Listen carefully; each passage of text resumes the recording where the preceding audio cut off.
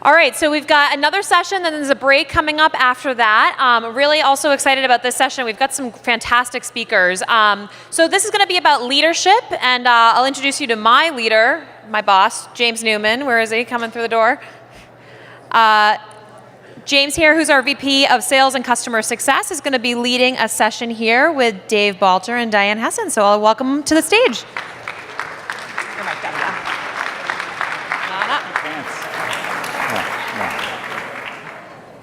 You're excellent. So I'm over here, yeah, because of my mic. Can you hear me okay?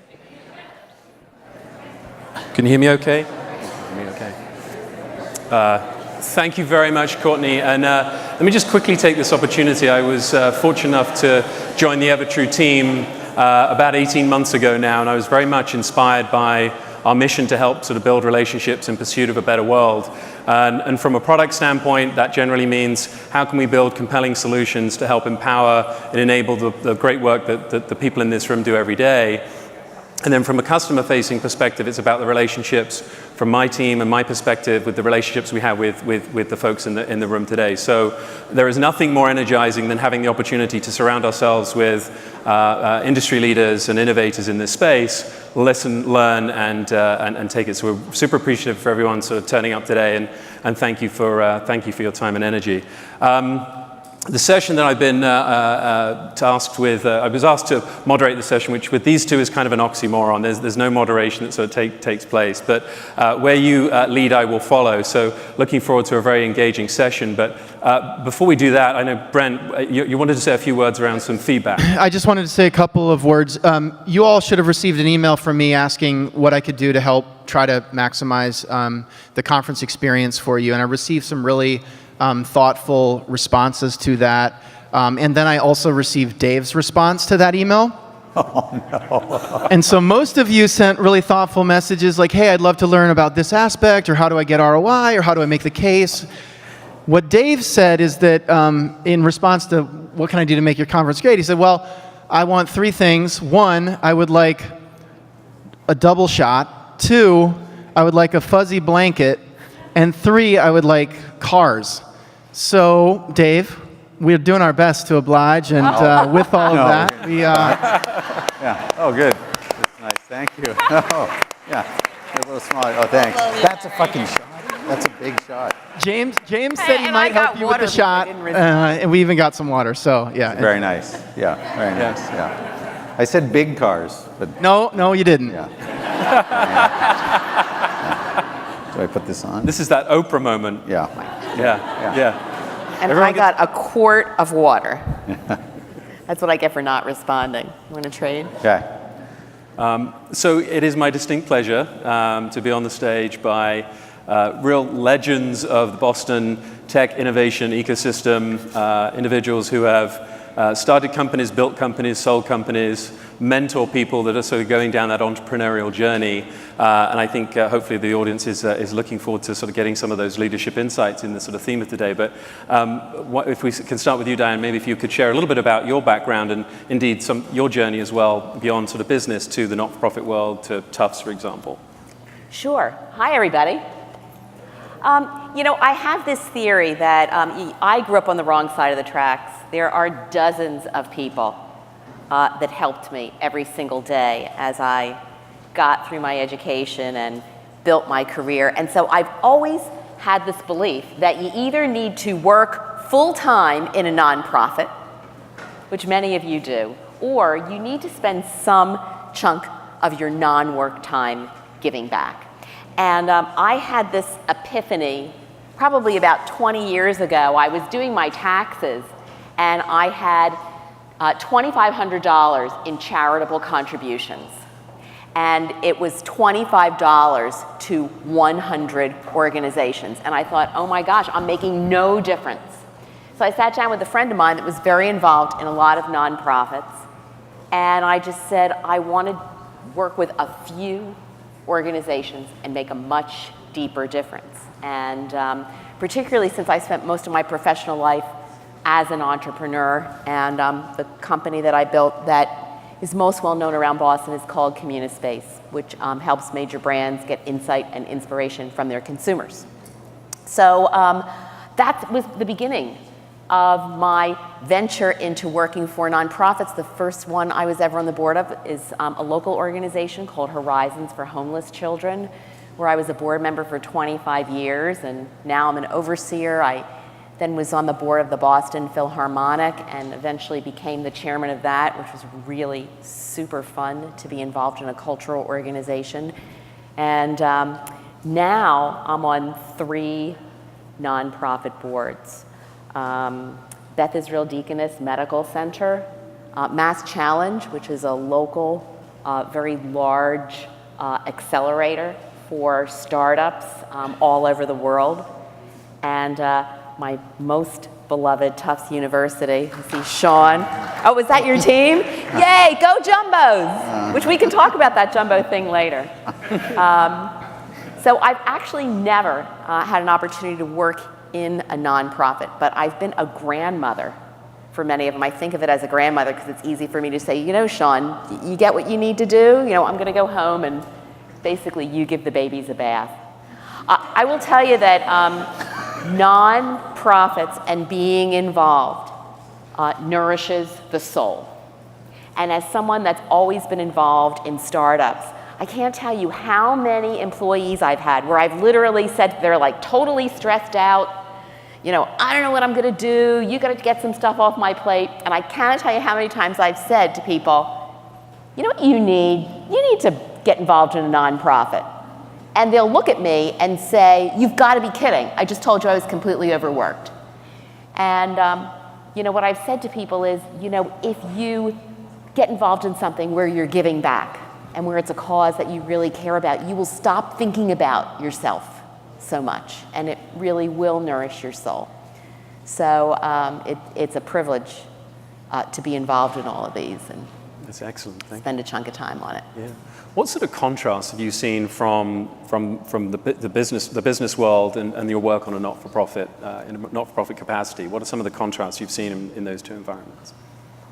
Well, you know, I think for-profit and nonprofit organizations are different from each other in that when you're working in a nonprofit, it's very mission-driven, and you're usually very tight on resources. You don't have, for instance, what I've had in business, which is venture capital kind of in there as rocket fuel. And in most nonprofits, you're constantly raising money to the point where every time you see anybody that has a wallet, you think, oh my gosh, how can I get some money out of that for my cause? I think what's different about universities, I guess 2 things. Number one, are all of you working in universities? Yes, for the most part? In universities, just the sheer number of stakeholders is daunting. I mean, you have alumni, and you have students, and you have parents, and you have trustees, and of course you have the faculty, which controls everything, and you have staff, and you have your own department. It's just unbelievable. And anyone can veto your project.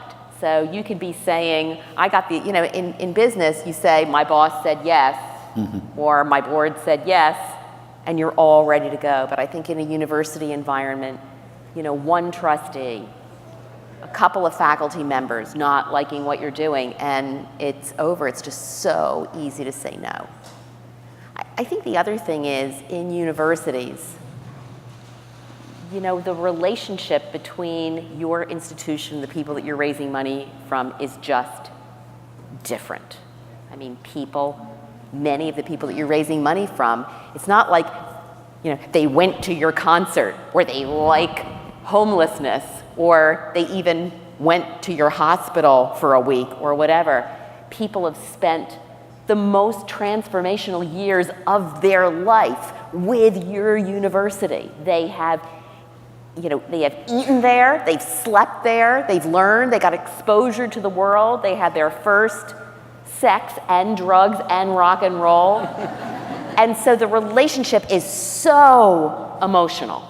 And I think one of the reasons I'm so passionate about EverTrue is when they feel that they know you so well, they want you to know them back so well. I mean, if it's something where you're a little bit less removed, somebody can kind of send you a generic letter and say, we're not really sure who you are, but to whom it may concern is fine. But when it's your university, you have a view of the brand, you have a view of what the place is, what distinguishes it, what your particular experience is like, that is emotional. And I think it just raises the bar for how much you need to know, about the people that you're working with. Yeah, that's great. And Dave, tell us a little bit about your background and your journey into philanthropy, and I'd be curious equally in that same capacity, what sort of leadership principles do you live by that you've sort of taken into the sort of the not-for-profit sector? Yeah. Hi, everyone. How are you? I haven't done this shot yet. I'm sort of watching it. I can smell it, I can tell you that. For my journey, I've done a whole variety of things around starting companies. My first company was in '96. I'm on my 8th now. I've had lots of failure, lots of success, everything in between. And for most of the early corporate journeys, I actually didn't think much about nonprofits at all. I thought of them actually when they wanted to use our services. I thought of them as clients, and I would extract capital out of them like I would anyone else. But I was pretty oblivious to the idea of these are businesses that are operating on a very different schedule than any corporate client we worked with.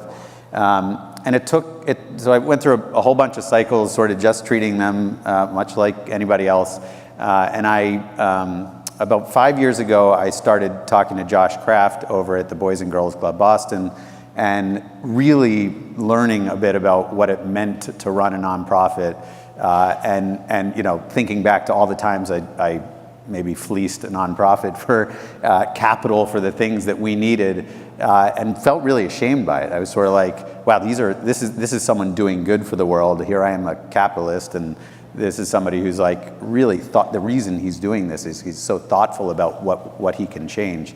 And that really triggered something deep in me, and thinking about like what should happen. So what I started to do is I started to take every inbound request for money and donating to every single one that reached out to me. Do not get any ideas. That's not it's not a request.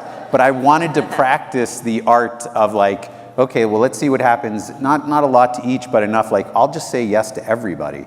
And over time, I started to see how people would respond and which ones really embraced and which ones didn't, and which ones, sent a personal call and sort of changed my view of their organization. And then it took a bit of time, and started realizing that I couldn't do all of them.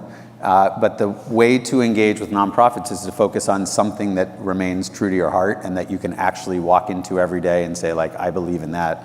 I eventually joined the board of the Bach Center of Performing Arts, which is right here across the street-ish, because I care a lot about the arts. My college experiences with drugs and rock and roll, some sex, but mostly drugs and rock and roll, led me to that. But it was the first one that somebody said to me, like, only do one you really care about. And so I said, if I'm going to do this, I probably should start to focus. So I joined their board. I'm now vice chairman of their board, and we spend our time thinking about how arts impacts the city and impacts the lives of students, et cetera. So I do sit on that board and some corporate boards, and I do find the difference pretty startling. I find actually most about nonprofit boards, there's a lot of people who join for their own reputation, not just to help the company. I find that a little bit strange, sort of like, I'm a financial planner, so I'm going to join this board because it's going to help me get clients. I think that changes the dynamic in many ways of how a nonprofit has to run. You're dealing sometimes with non-experts, et cetera. So I find the board construct quite different. And yes, the goals and how you run the operation are pretty different. So learning a lot. When you said pick one that you're most into, I thought you were talking about sex, drugs, and rock and roll. So you don't have to answer the question. I can't pick. Yeah. Diane, when you were talking about like the differences, and you sort of pointed to the fact that sometimes there's a lot of consensus that has to take place, and lots of people can kind of say no to sort of a project. So, what are your thoughts in terms of helping to sort of drive consensus in that type of environment, and trying to make it easy for people to kind of say yes? What's the right approach from a leadership standpoint? Well, so here's a story. I'm sure you can all relate to this. About 2 weeks ago, I was having a really long day. and my phone rings, and it's my husband. He says, Diane, I know you've been working really, really hard. Let me buy you dinner tonight. Pick wherever you want to go, and we'll go. And I said to him, you know, if you really care about me, you'll pick the place. And I was such a bitch. Here he is, he's offering to, but you're all laughing because you've done this, right? It's like, and by the way, if you live in Boston, I live in the North End. So I live a block from Hanover Street. There are 100 restaurants there. It's not like I can't think of something. But I was so tired that I was willing to pay for dinner if he would just make the freaking decision about where we were going. And I think that this is a really important experience. If you're nodding your head, I think this has huge implications for how we make decisions these days. One of the best articles I ever read about this was in the New York Times about 5 years ago. It was called Do You Suffer from Decision Fatigue? And they did a study. They talked about how literally like on parole boards, if you went in front of a parole board like first thing in the morning, you know, an O.J. Simpson thing, there's like a chance that you would get off. But if it's 4 o'clock in the afternoon, they're just so tired of making decisions. It's like, you're back in the slammer, you're screwed. And they identify that we are all so stressed and so bombarded that it is just easier to not decide. And I think for those of us who are on the selling side of things and trying to get people to do things, part of what that means is instead of saying to people, which restaurant would you like to go to? Like, you know, what would you like to do next? It really helps in 2017 to say, look, I know you're really busy. I don't want to be presumptuous here, but I have a thought on what we ought to do. I just think it's super clear on what we ought to do. Would you like me to tell you? People most of the time will say, please, right? Tell me, make the decision for me. So open-ended questions, which is what most of us learn in Sales 101, are a little more difficult now. Instead of saying, where do you want to go? What do you want to do? How would you like to handle this? What do you believe the next steps are? I think it really helps to just build consensus by saying, look, I'm going to give you 3 options, and we can talk about them. But in this case, I have really, really strong feelings about which option we would go with. And that will actually reduce people's stress. Whereas I think 20 years ago, if you had done that, people would say, whoa, whoa, whoa, whoa, you're not the decision maker here.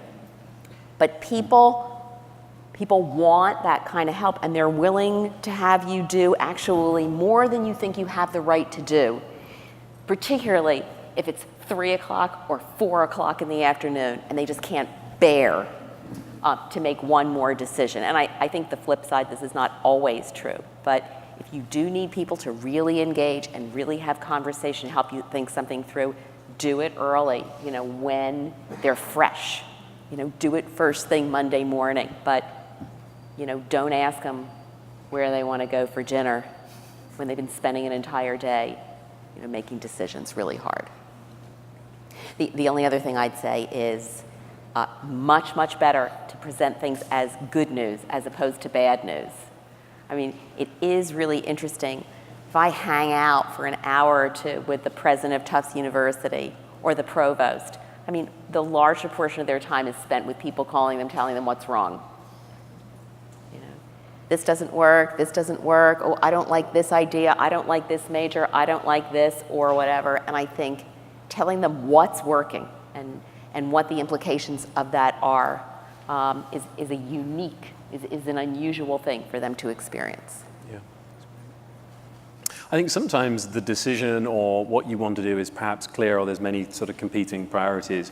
I'm just curious, but maybe a quick show of hands, like how many people is this statement true, which is you're being asked to do sometimes more with less. So you're asked to sort of raise more money or increase participation, but maybe, you know, hey, the budgets are actually going to decrease, so we haven't got the additional resources to kind of help make that happen. Is that how many people would share that sentiment, being asked to do more with less? Okay, yeah, so pretty common theme. So Dave, you've built a number of companies, and you're sort of driving a team towards big vision, big bold vision. But again, you're trying to raise money, trying to get people to sort of buy into that sort of concept, and you haven't got an exhaustive resources to kind of do it. So how do you prioritize what to do first, what to tackle first with limited sort of resources, and how do you motivate people in an environment where it's like, hey, we've got to do this, but hey, I can't fully fund it, or I can't just add more heads and those kinds of things. Yeah. So it's a good question. I mean, in the world that I operate in now, the answer is usually go raise more capital and just use that to do whatever you need to do. But in assuming there is not unlimited capital out there, which there often isn't, there's really only two answers to like how you decide how to build. One is we're going to become a product-oriented company. We're going to decide what products matter first, and we are going to make them the best products in the world, and we are going to bring those to market, and we are not going to spend on many other things until that is just right. So that's a really sort of product market fit minded organization, and in that case, you really hire somebody who can bring you through the customer journey and customer solution, and then product MVP, product market fit, and really get rid of all your salespeople, everything else. The other is a bit more of sort of the P.T. Barnum way, which is like, okay, the product is going to take a long time to form, and you know what? Maybe it's a market that has a lot of demand, and we don't need a perfect product. We just need people to know that what we have will eventually solve the problem that they believe they have. And in that case, you hire a sales organization, and you push that sales organization to bring forth your vision, and you get early adopters on the bus to help you shape your product with you. So they both end up in product, but there's really two sort of ways. So I will look at a company. I've had companies. BuzzAgent was a company that was really sales first. We had no product. It was so innovative. We just decided like we're going to like tell you we're doing this, and we marched through clients until someone said, "I'll do that," and we said, "Okay." And then next one, "I'll do that." "Okay, well, let's build it." The company we're in now, which is Milestone, we have been working every day. We kept the team small to 10 people, just focused on product. We have nobody in sales. We don't talk to clients. We talk to customers, people who might use it, but nowhere near anything like a client at this stage. So that's how we'll tend to prioritize. Like, pick the type of organization you're going to be, and be myopic about getting rid of everything else that is distracting from that type of build. Yeah. That's good. I've got another. Every conference needs a 2x2 matrix, right? Have you had a 2x2 matrix yet today? I've got another one just in terms of setting priorities. That's really helpful if you have a lot of stuff going on. So like on the x-axis, put how much does this project take in terms of resources, like time, money, effort. And on the y-axis, estimate what the impact will be of this when you're finished, and array all of the stuff that's on your plate on there. So obviously, if there's something that's an enormous amount of resources and the impact is low, stop doing it. If you have things that are a little bit of resources, but they have a little bit of impact, I call those are the killers. Those things will kill you because you spend all of your time, like it's not a lot of work. It's like answering email. You can spend all day long responding to email, but the impact is often low. So those things, that's like the danger zone.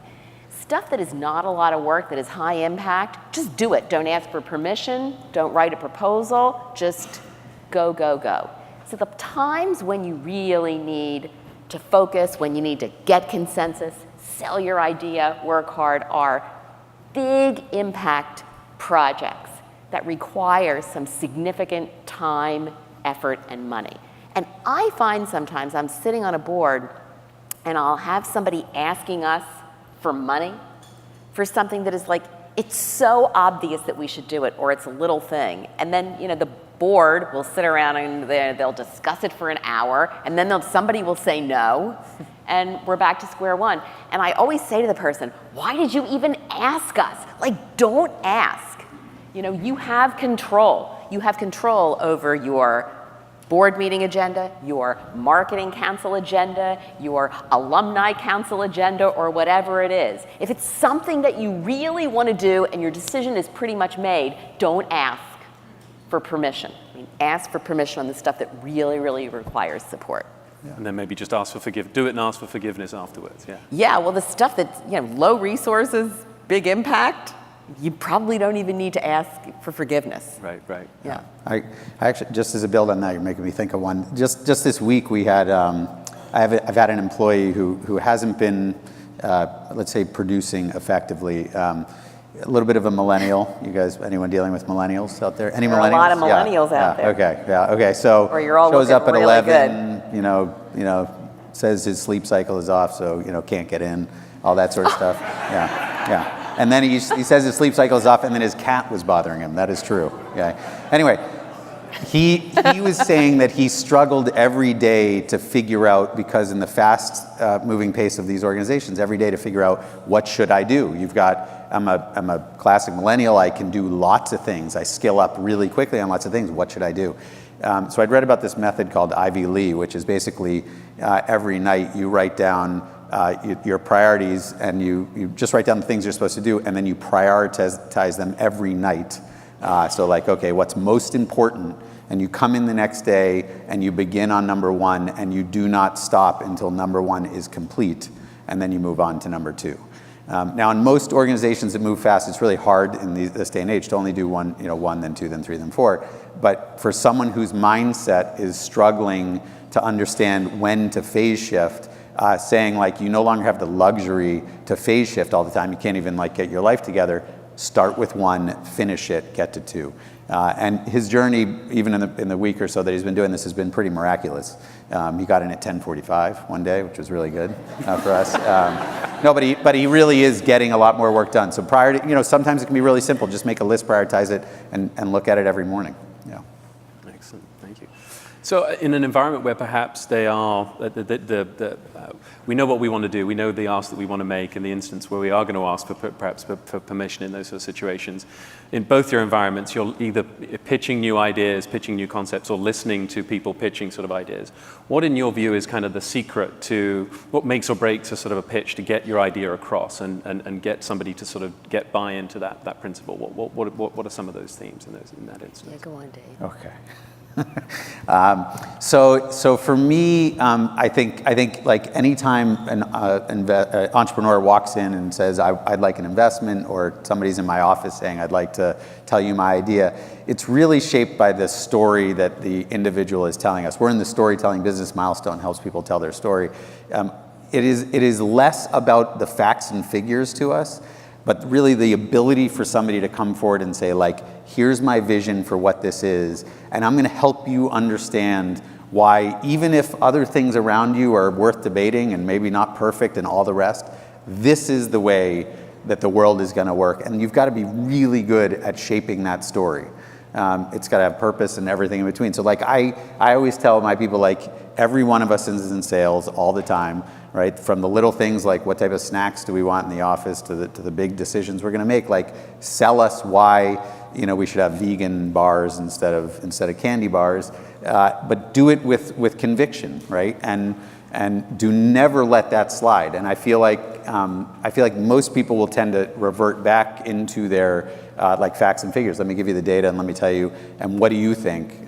Diane's stuff on like sometimes don't ask for permission. Just like, you got to go forward with your theory and push on it really hard at all times. Sometimes before I walk into a meeting, I have to remind myself of that. Like, okay, I can go in there and sort of like tell a little bit like through the slides and do the thing, or I can go in and be like, look, let's talk about this like real people and do it with conviction. And usually the outcome is much better. Yeah. I think that's great. Another one I'd say is know your audience.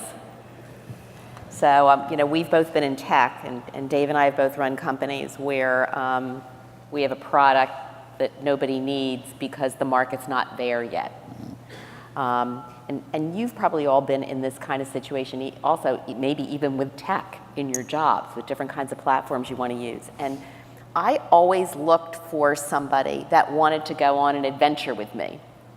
Like with some of you, I could make a sales call on you and say, you know, we are looking for early adopters.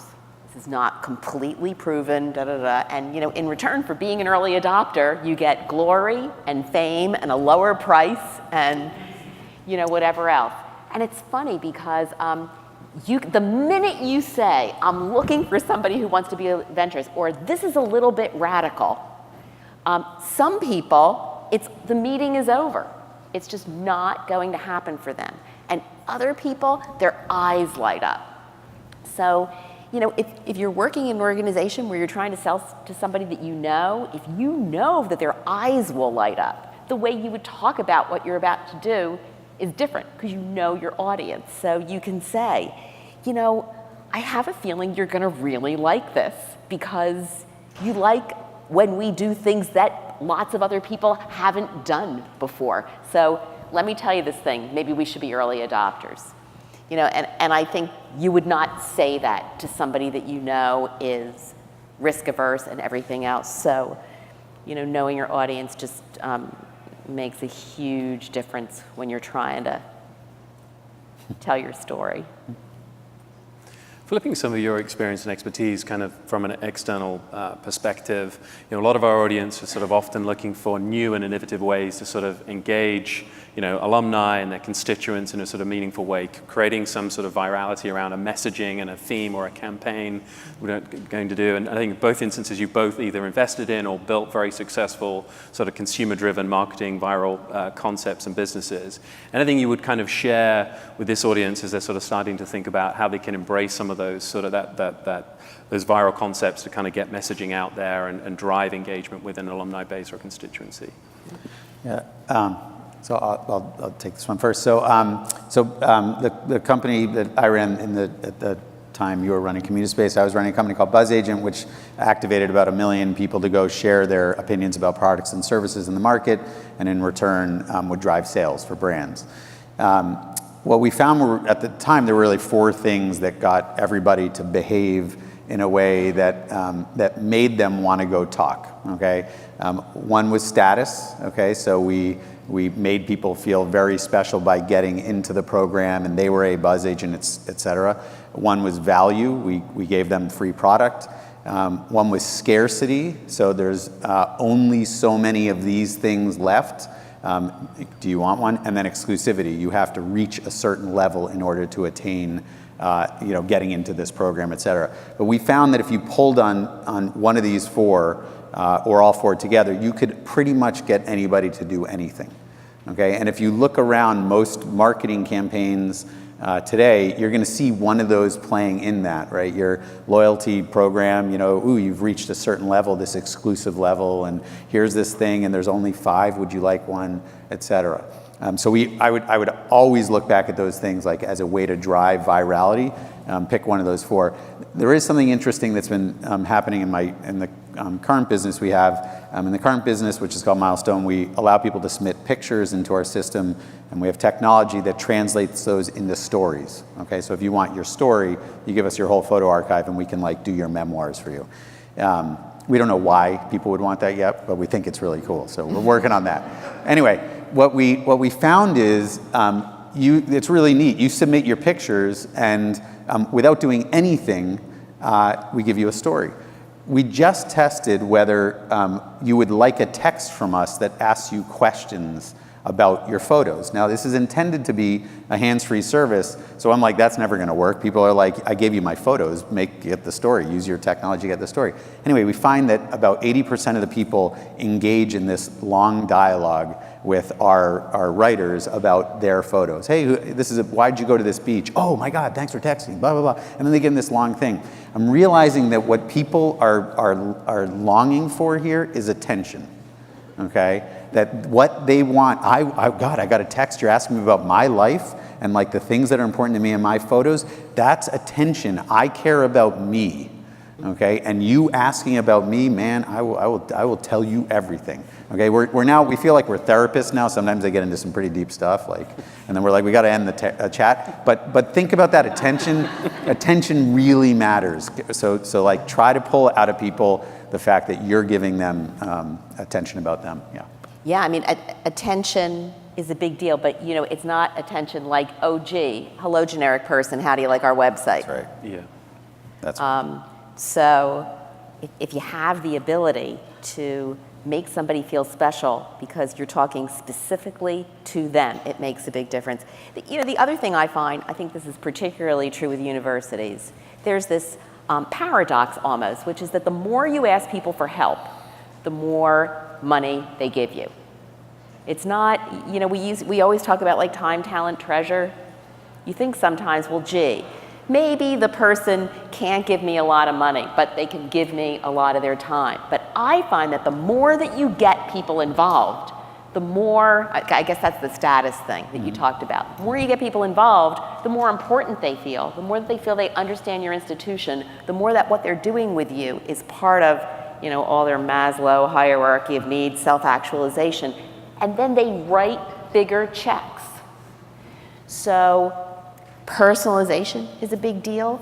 I think bringing people in and asking them for advice, for help. I mean, like, don't run an event without asking people for help. Don't run a campaign, and not campaign capital C, but don't run any sort of thing like that without asking people for feedback. What do you think of our website? What do you think of this messaging? What do you think of this? What do you think of that? It doesn't have to be a small number of people, but just getting people to feel some kind of real connection and ownership. And by asking them for expertise, you're increasing their status. If they have more status in your organization, they'll get involved in, all other kinds of ways. That's great. I wanted to, I know that some of you may have checked the agenda. I know we're standing between you and the beer hour, the beer break. And I want to equally afford enough time to open it up to the audience and have some questions. So I'll open it up and see if anyone has any questions for our panel. You said beer. Yeah. Yeah, that was the.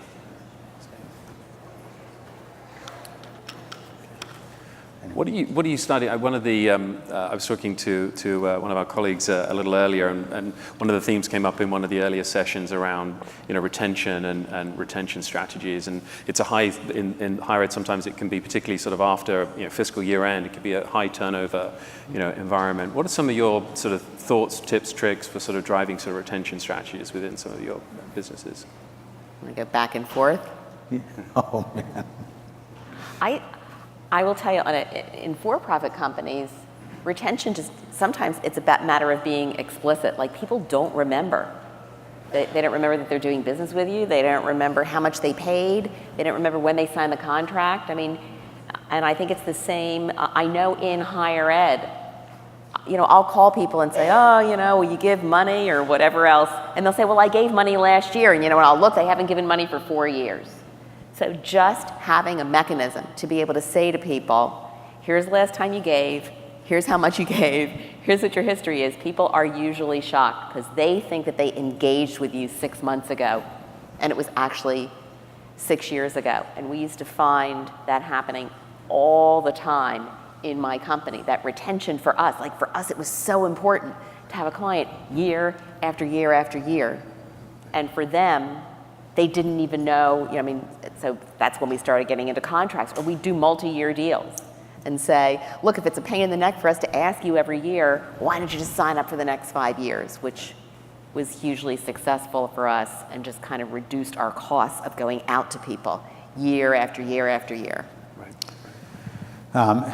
So at the end of last year, this company intelligently gave me a gift, which I'm not quite sure if it's a gift anymore, but the gift was, we're going to donate to about 20 nonprofits in your name. Okay, that felt like a gift at the time. What's happened to me now is I get 20 mailings every month from these nonprofits asking to retain me as a customer. And at first I was like a little annoyed, and now I'm like mystified that this is the pattern for all 20 of these nonprofits, that like I get this envelope in the mail which costs money, and it's basically saying, here's our mission, and would you please donate again, right? No one ever called me, nobody ever reached out and said like, let's really talk about the mission. Nobody tried to get my email address to do maybe a more effective outreach. Nobody texted me. Text is becoming really, really powerful way to engage with customers. So I find that interesting. I don't have the magic answer for retention, but I do know that if your retention construct is like, let's put them on the mailing list and keep sending letters, I just throw them in the trash at this point, right? I don't even look at them anymore because I got the story after the first one. So I'd recommend probably thinking a bit differently about strategies to reach your customer.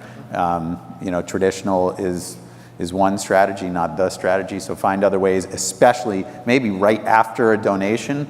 That's the moment to strike and maybe create a different type of relationship, one where you don't need to mail them and you do connect with them in some other way. Do you mind if I text you once a month with a cool image from the organization, just a picture of something we're doing, over here? That would be a hell of a lot better at getting a donation from me than a mailing. So I'd work for some alternative ways to connect. Excellent. Thank you. Any other questions or thoughts over here? Over here. Hi, thanks. So we're talking a lot about where things are today or where things are sort of incrementally in the next couple of years maybe. What do you think is really bleeding edge? Not next generation, but the one after that. And not just trend, but what's one big thing you think you see that may be beneficial or that maybe we should be aware of? Ooh. Yeah, the open-ended I don't question. know. I mean, my mind went, and I don't even know if you EverTrue guys are doing this, although I always kind of think of you as doing it, but I think artificial intelligence is going to change everything, and I think it really will change.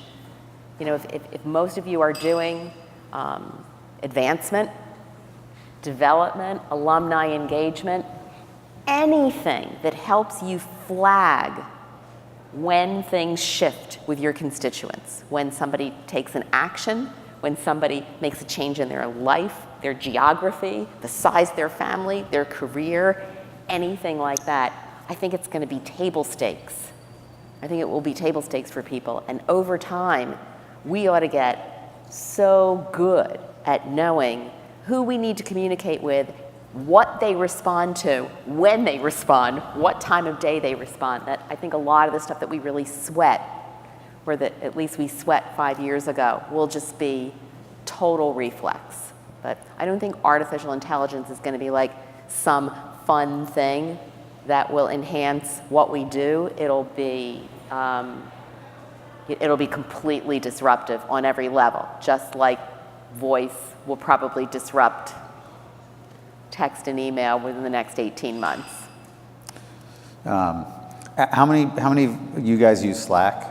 How many of these organizations use that? God, okay. For those who aren't using Slack in your organization, the first thing you should do is tell them to start using it. It will change how you communicate with each other. I promise you, you will stop getting as much email. That alone will probably make you happy. But one thing that you might want to do is think very sort of easy, low budget, which is free, is build a Slack community around your cause. Slack has become actually quite an excellent place to have another little room where you could say, this is my cause, and you can attract people who are interested in that and hold office hours and conversations with the world, which is a really, today you can go on and this afternoon open a new community and start inviting your audience to join that and connect with them on a very different level. So I think the way we operate inside companies has changed dramatically because of things like Slack, but you can use it to your advantage. You can create one of those tomorrow and make real change. We have a question, Daniel. Nope. So you referenced millennials. The work in your workplace, you have more millennials working, and the idea of someone coming in at 10:45 is like, oh my God. And we're in traditional higher ed institutions that run from 8:30 to 5 or 8 to 5, whatever it is. But at some point, we have to adapt to be telecommuters and these schedules. And I guess I'm wondering, maybe Diane, because you have more experience in the higher ed field, how would you address that? Because I have 27-year-olds, and when they come home and they expect their raise after a year of hard work instead of 30 years, all the games are changed. So I'm just curious what your take is on it in higher ed. Mm-hmm. Well, I have 2 millennials for daughters, And in my last company, we had 400 millennials. I will tell you in general, millennials I have found them to be extremely hardworking, extremely committed, especially when they believe in the product or service. And I think the main difference is that they make explicit what I always also cared about, which is they want to know where they stand. I always wanted to know where I stood also, I just never asked. I think in terms of, here's the problem with 1045. I frankly don't really care if somebody comes in at 1045, as long as they work late or whatever else, and I don't think it's a millennial issue. There are a lot of moms that want to leave early and get home and pick up their kids. There are a lot of dads who want to leave early and get home and pick up their kids. There are a lot of people that want to coach their kids' soccer team, or there are lots of reasons.